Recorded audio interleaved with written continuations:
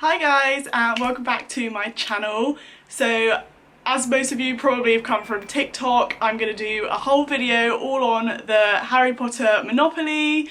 I know a lot of people wanted to see like a more detailed version, some close-ups, like maybe a bit of an explanation about everything and like to talk through all the cards and stuff. So that's what I'm going to be doing today, as well as hopefully some details on how you can get yourself a digital download version of that. All the info on that I'll talk about later and will be in the description. So let's just get started. So the first thing that we have obviously is the actual board. And I can't quite get it in the frame. I'm currently sitting on the floor and I tried to set up a background. This is actually a bed sheet. But this is the board. I will kind of try and do some close-up clips of it to show you everything, and I'm going to talk through all the different parts on the board and sort of what it's made from, literally everything. So let's get to it. So the biggest question that I get asked about the board specifically is like, what is it made from and like how did I set it up? So this is actually just, if I turn it around, this is just a piece of classic mount board that I bought from Hobbycraft. I think it came in A1 size, it was absolutely massive, and I cut it down to the size of a standard Monopoly board. You can find all the information on like the sizes of the Monopoly board and like everything online. That's what I did. So the board is 20 inches by 20 inches, and then these corner pieces are 3 inches each on the corner, and then I just drew a straight line. It took me quite a long time. I painted it, definitely, I would say overestimate. If you're going to paint this, overestimate how much paint you need, because the first time round I did it, I ran out of paint and then you're never going to get the same colour match again. So overestimate on paint, and I actually have a pot of this colour paint now that I kept the whole time. So a couple of times I messed it up. When I actually did this Go to Azkaban Square, I originally painted it on this corner and I'd done both these corners. This one was the jail, this was the actual jail, and then this was the go to jail, and I was like, oh no. So I had to completely paint over it and start again, but now you can't tell, and it was luckily that I kept the correct colour paint for that. And then here is a bit of a run through on the board. So I've got collect 200 galleons as you pass what normally is go, and I did platform 9 3/4. And then each property set I themed, so they were a different like movie. So this set is dedicated to the Philosopher's Stone, and so I've got Privet Drive and Diagon Alley. We then have this corner, which is the Azkaban corner where you go, and then rather than just visiting, I thought it would be more cool to put like a little illustration of like the Dementors. And then we have the third movie, The Prisoner of Azkaban, we have the Leaky Cauldron, Hogsmeade and the Shrieking Shack. And then the first utility, which is Ollivander's Wand Shop. And we have the second train station, which is the Hufflepuff Common Room. And then, oh, I'm trying to balance this. We have the fourth movie, The Goblet of Fire. We have Beauxbaton's Academy, Durmstrang Institute, and the Little Hangleton Graveyard. And that was good for that movie, as well as another community chest space. And then we move on to the free parking space, which of course everyone wanted to see the flying car. And then we have the Goblet of Fire movie, where he first goes to 12 Grimmauld Place. The Room of Requirements introduced, and the Ministry of Magic plays quite a big part. And then the Slytherin Common Room, which is the next train station. And we have the Half-Blood Prince movie, so we have the Orphanage, the Three Broomsticks, and Borgin and Burke's, as well as the second utility. And I thought it was best to put the Weasley shop here, because that was sort of introduced in this movie as well, so it kind of fits with the theme. And then we have the Go to Azkaban space, which is probably the space that everyone saw over on TikTok. It was one of the first spaces that I did, and quite a lot of people liked it. We have the next movie, which is the Deathly Hallows Part 1. A lot of people were annoyed that I did this based on movies, but it was purely because there were 8 property sets and that matches up with the 8 movies, whereas the 7 books, so it just doesn't work. But yep, I did Godric's Hollow, the Lovegood House, which someone has actually told me is called something else, but it's too late now, I'm sorry. And Malfoy Manor.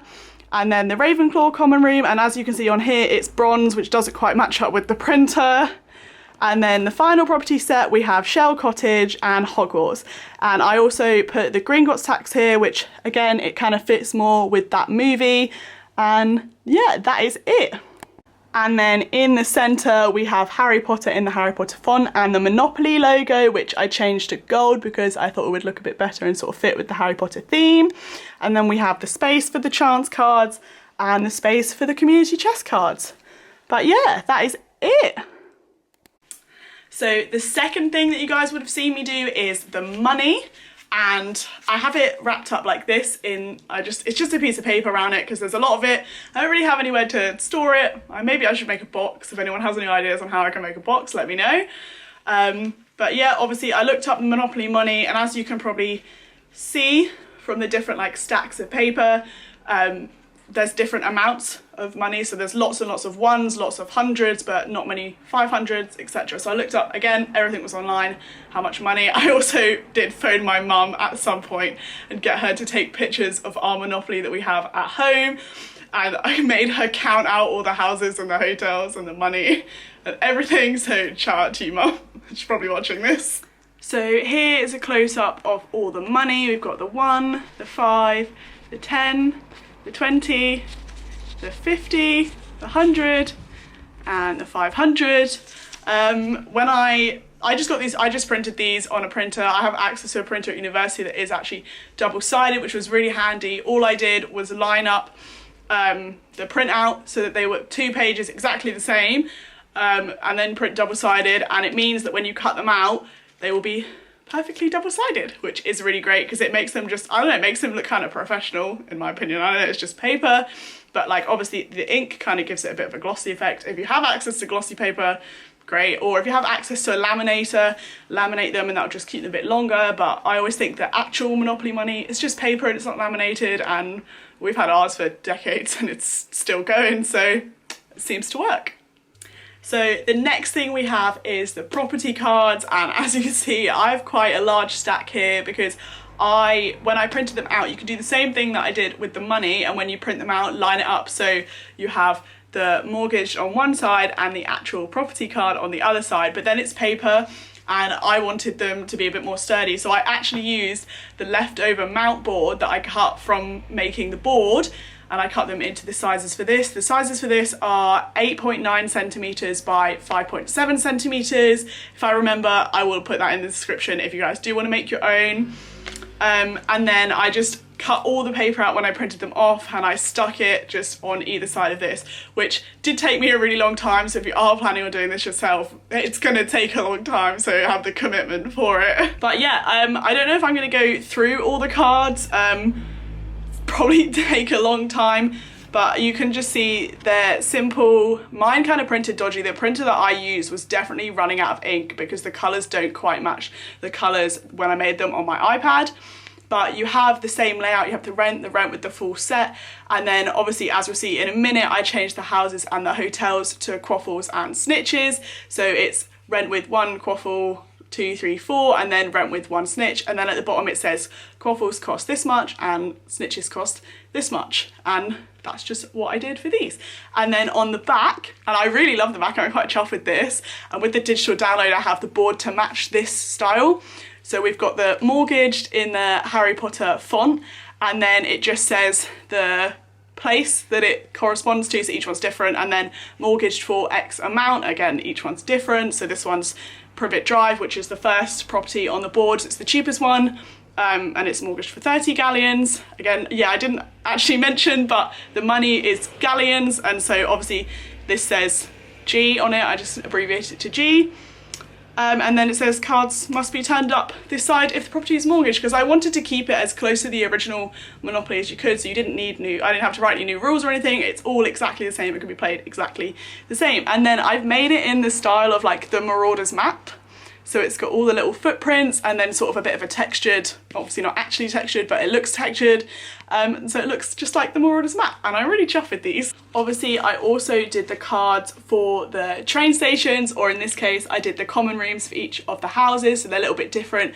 As I said, the print quality on these is really, really bad, and it was definitely down to the printer that I used, so shout out to Bristol Uni for a crap printer. But no, when I printed the other cards they were fine. It was just this one printer that I'd used that day.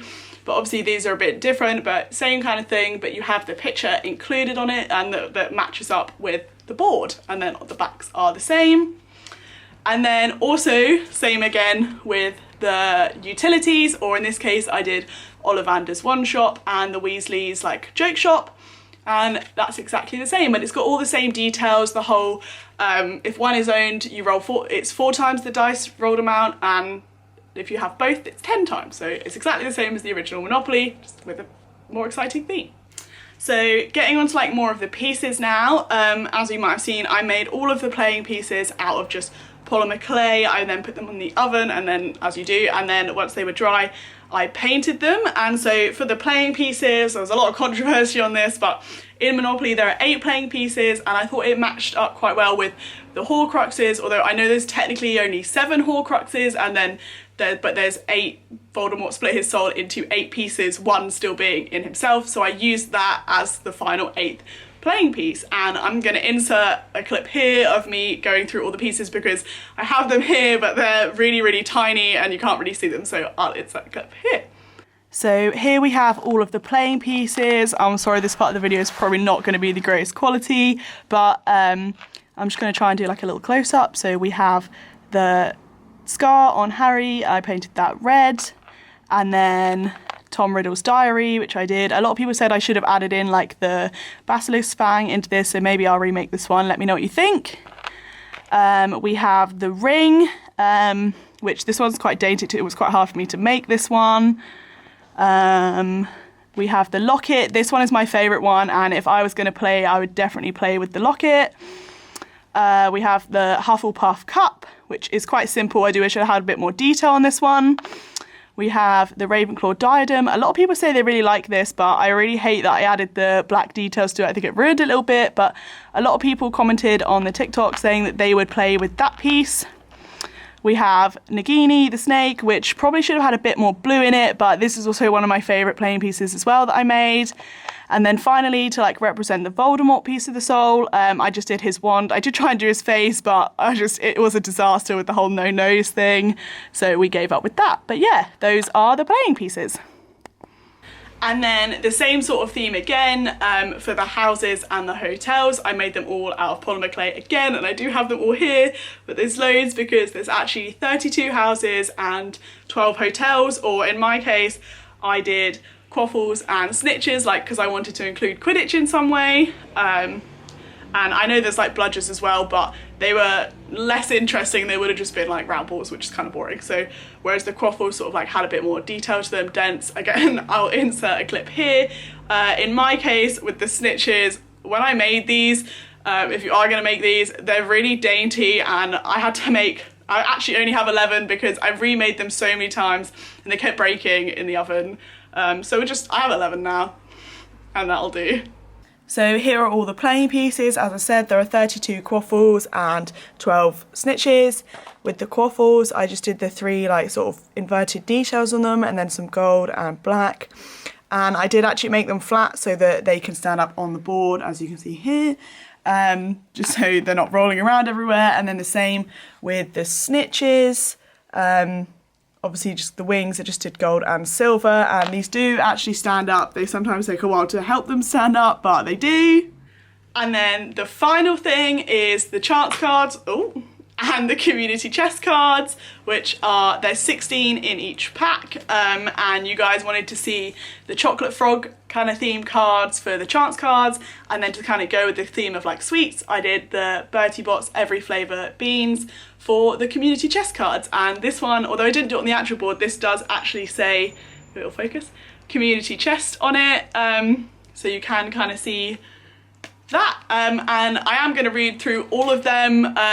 This is the last thing for the Monopoly, so if you guys don't want to listen to that, then that's no worries. But if you are interested in buying them, I'm going to read through them all so you do actually know exactly what you're getting on all the chance cards. And I did do a TikTok video, but because it's only 1 second long, it's quite hard to get through 32 cards.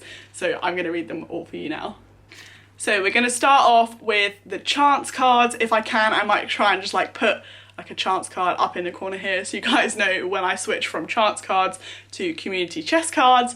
But I'm really sorry if this is boring, but I feel like I should read through them all. I don't know how long this video is going to be. I'm trying to keep it short, but here we go. So the first one is you buy a round of butterbeers, pay 50 galleons, and it's got like a little picture of the butterbeers on it. ride on the night bus, pay 20 galleons, because I did actually look it up and you do actually have to pay to go on the night bus. It's not very much, so which is why it's only 20 galleons. And then we have transform into an animagus and slip past the Dementors, get out Azkaban free card, because in each set, so each chance and community chest, there's always one get out of jail free card. We then have you won a bet from the Weasley twins, collect 10 galleons from each player, and it's got the little betting thing that they use in the Goblet of Fire. You won Witch Weekly's Most Charming Smile Award, collect 100 galleons, and it's just got a picture of a smile, because I did look it up and the Witch Weekly isn't actually a thing that I could find on the internet to sort of like copy, so. We have the sorting hat puts you in Slytherin, advance to the Slytherin common room.